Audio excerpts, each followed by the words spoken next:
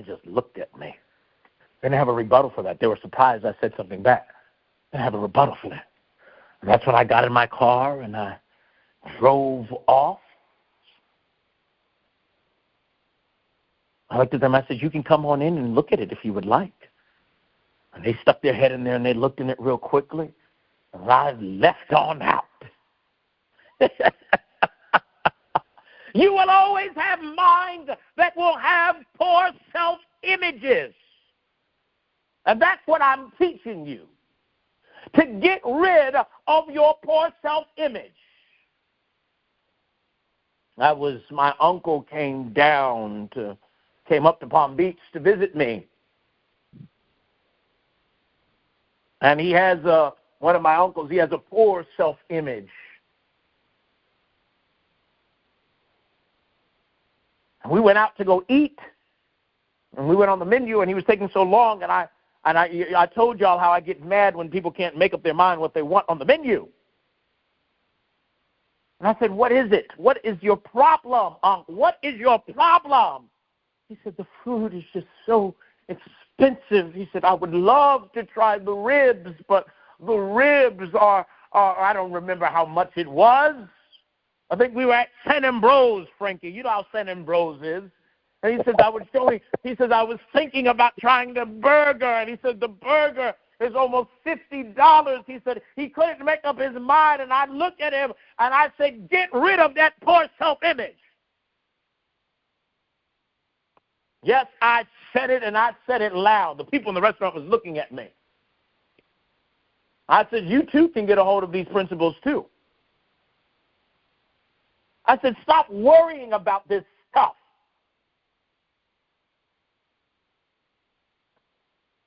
I said, order what you want.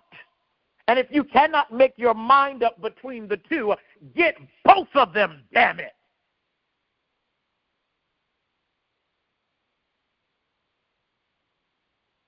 If I can't make up my mind, Frankie, you know how we do. If we cannot make up our mind, we'll get both of them. Amen. Get in a habit of thinking like that.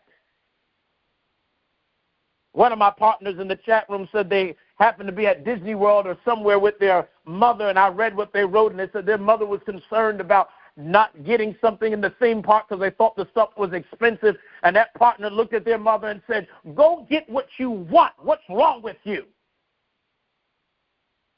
You see, you have to get rid of that self-limiting belief, because if you have the self-limiting belief, you will be rewarded with that limitation. Get rid of that. Get rid of that limiting self-belief. Do you ever think I will find love? Do you ever think I will find her? The reason why you're saying ever is because you have a limitation in your mind.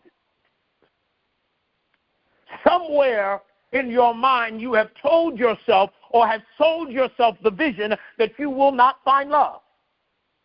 Doesn't matter what I said, you have to change your image. Now, this is the reason why, before Jesus performs any miracle in the Bible, he says something interesting. He says, wilt thou be made whole? He asks them the question, can they see themselves whole first? Ha, ha, ha, ha, ha, ha, ha. Ponder on it. Think about it. We're talking about the faculty of mind that deals with Issachar, vision and reward. The first thing that Christ or Yeshua says when he meets the man that's blind, when he meets the man that's crippled at the sitting on the 5 little stairs or the 5 little steps, the sitting, he was sitting on there was these 5 little porches around the pool of Bethesda. These 5 porches represents the 5 senses of sensuality that they were sitting on, being a slave to their own carnality. Oh, I better stop teaching like this. Jesus! And while he is sitting there, Jesus said, wilt thou be made whole? Can you see yourself whole? Wilt thou be made a billionaire? Can you see yourself wealthy, Pamela? Wilt thou be made whole? Can you see yourself handling 30 million? Can you see yourself?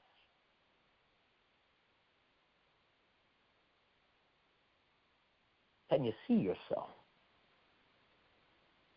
Can you see yourself?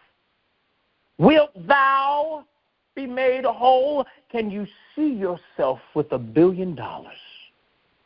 Can you see yourself? Play with it. What would you be doing? Where would you be going?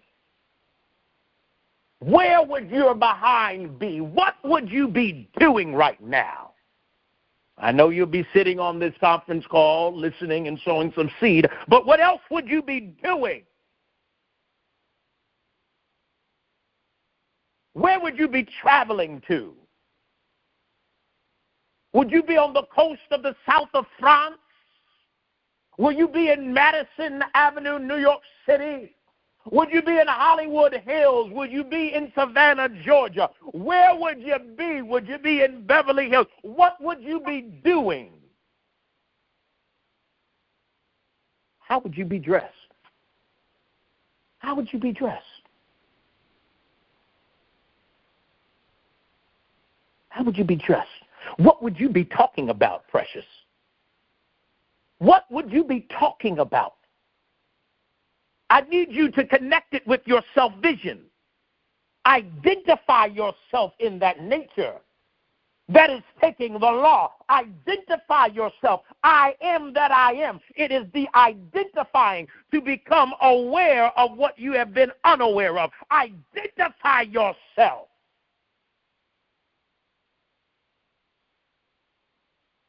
Who would you be helping? Who would you be sowing into? What properties would you be getting? In Panini, Brazil. Where would you be going? Cannes. What would you be doing in Monaco? What type of car would you be driving? Yeah, you heard me. What type of car would you be driving? Would you be driving or would you be having a driver? Or will it be both?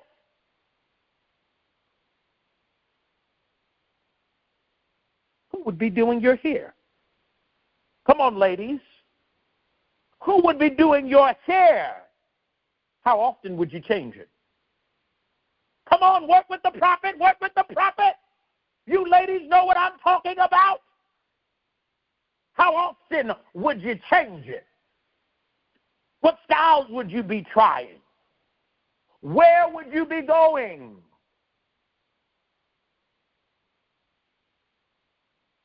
Yeah, sit in it, fester in it. Allow it to become your self-vision. Play in it. And you need to play in it for hours. Play in it for hours. I used to go outside. Jonathan remembers. I used to go outside with the cape. I would be about 10, 11 years old. Jonathan remembers. He'd be at the house helping out my dad, and I'd be outside with my cape. And they would be laughing at me because they would be seeing me outside. And someone asked me one day, they said, "What are you doing outside?" I was only 10 or 11 years old, 9 years old. John, you know exactly what I'm talking about. I'd be outside with the cape, and sometimes I'd take my dad's staff, and I'd be outside. And they said, and my grandma was watching me one day, and they said, "What are you doing outside?"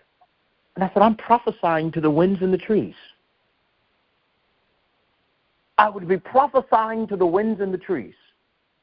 I would be getting into the state of my purpose, practicing it. I would be prophesying outside to the winds and the trees. One time I was doing it outside, and I had all these birds that showed up in front of me. And my sister looked outside, and she saw this, and she grabbed my mom. She says, "Look at Manasseh." And I was outside, and they said, "What were you doing?" I said, "I was prophesying, and the birds were laying in front of me, hearing the word of the Lord." I got to such a state that the earth groaneth in travail of the glory of God. I got such into a state of my divine purpose that the animal kingdom came around to hear it.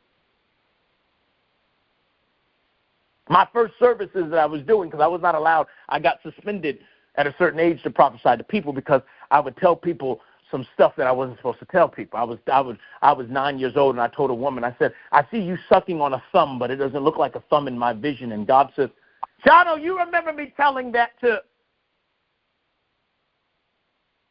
I said that to Jono's ex-wife.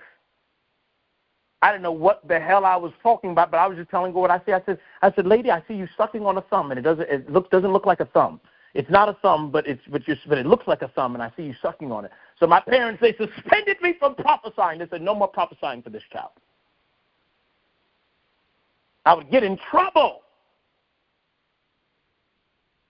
And so I had to prophesy to the animals. And I started prophesying to the animals, and then I had some people that were sending me money. See, at the School of the Prophets last year, this year recently, I played the video, and you saw some of the people from my childhood talking, and my parents were wondering. They said, where is Manasseh getting all this money from? I would go into the community, and I would tell the neighbors, I would meet the wives and the husbands, and I would tell them what investments they should be making. And I would work out a deal with them by telling them, whatever you make, you give me 10%. And I would go in the realm of the spirit, and I would tell them what to do. And they were giving me so much money. But by the time before I started college, I had over $500,000 cash that was just sitting. I had so much money, my parents had to open up an account to hold the money. They kept on saying, where is he getting all this money from? I had one man that made so much money in one of the investments. He's a partner of my ministry. I was prophesying to him since I was 13 years old. He's a partner. That Italian gentleman still sows to my ministry from this day. He owned a tire company. And I would prophesy to him about his business and about his company, and he became a multimillionaire. And he would send me, at 14 years old, he would send me $3,000 to $5,000 a week. One week, he got so blessed from a prophecy I gave that he got one of his biggest deals. He bought a shredder for metal and rubber. And he got a job with the city that he was able to get a major multi-million-dollar contract. And he sent something like $50-something thousand, and my parents had to get on the phone. They said, what on earth is going on? He says, Mr. Jordan, Miss Jordan, he says, your son had told me some stuff had happened. He says, I'm a Catholic man, but I would like to send something to him to help for his schooling, and sent $50,000.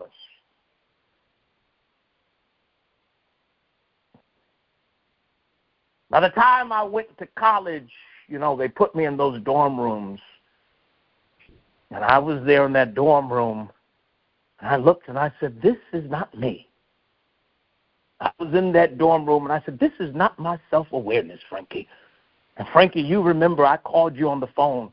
At that time, you were like Uncle Frank. And I called you and I said, Frankie, I cannot live in these rooms. I did not like the way the bathrooms were, and they had these little curtains where people can look through. I said, this is not me. And so I removed myself out of there.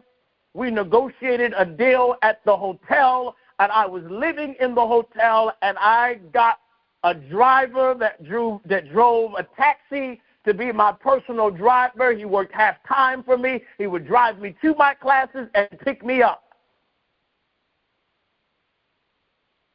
I don't know how my parents found out. They found out that I think they went to go visit the campus, and they found out that I was not living there. I told them, I said, you're not paying for it. I am, so don't worry about it. I said, this is not my consciousness. This is not my self-image.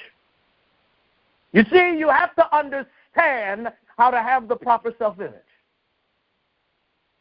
And as you understand your self-image, which is your own vision of yourself, you reap Issachar, your reward. That's enough for tonight, Frankie. That's enough.